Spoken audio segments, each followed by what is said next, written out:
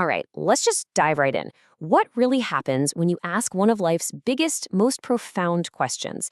Do you get a neat and tidy answer, a super complex theory, or is it something else entirely? We're about to unpack a really powerful story from an ancient text that gets right to the heart of this kind of quest.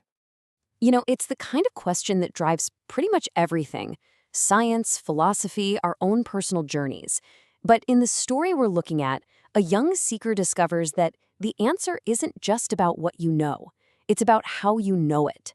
And maybe even more importantly, how you deal with what you don't know. So let's meet our guy. His name is Sudhana. He's a young, super earnest spiritual seeker, and he is on an epic pilgrimage, traveling all over the land to learn from the wisest teachers he can find.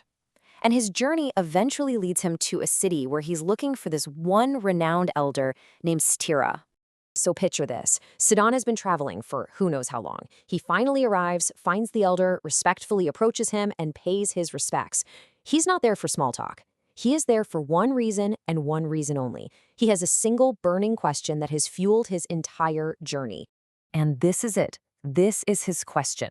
It's not just some philosophical curiosity. He's asking for the how-to guide. He's saying, how do I actually do this? How do I walk this path? He's got the desire, the will, but he needs to know the way. It's just a wonderfully direct and humble question.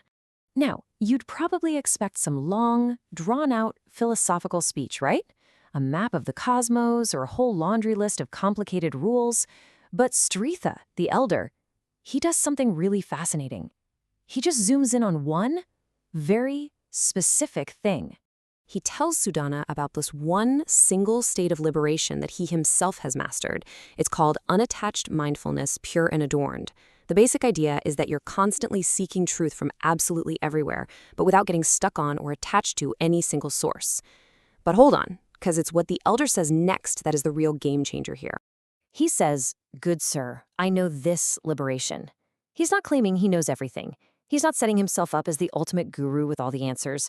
He offers Sudhana the one single thing he has truly mastered through his own hard work.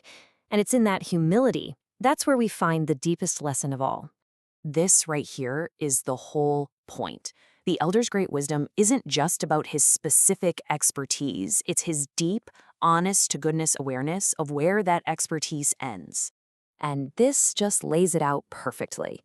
On one side, you've got his deep, specific knowledge, and on the other, his admission of everything that lies beyond his scope.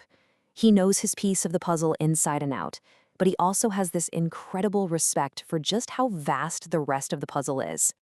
I mean, what a powerful thing to say. He's essentially saying, how could I, just one person, possibly know and explain the infinite ways and virtues of all these enlightened beings? That's not my story to tell. Real wisdom isn't pretending you have all the answers. It's knowing the exact boundaries of your own understanding. So, if Sthira can't give him the whole picture, does that mean Sudhana's quest was a bust? Absolutely not, because the elder gives him something that might be even better, a direction. He tells him, go see the elder Mayakandra. He lives right here in this city. Go ask him your question. You see? The answer isn't a final destination. It's the next step on the path. A truly wise guide knows exactly when to point you to someone else. And then Sthira adds this one wonderful, kind of mysterious little detail. His house is always filled with light. Now, come on, that's more than just a physical description, right? It's a clue. It sparks your curiosity and kind of suggests that whatever lesson is coming next, it's going to be one of illumination, of clarity. And Sudhana's reaction here is just as important as the elder's advice. He doesn't argue. He doesn't act disappointed. He gets it. He understands the lesson he was just given. He shows his gratitude, his respect, and then, without any hesitation, he just moves on, totally ready for the next stage of his journey. And all this leaves us with a really beautiful question to think about. What if the goal isn't to find that one single person who has all the answers? What if wisdom is really a network, a chain of humble experts, each one pointing to the next? Maybe the path isn't really about reaching some final end, but about learning how to gracefully and gratefully just continue the search.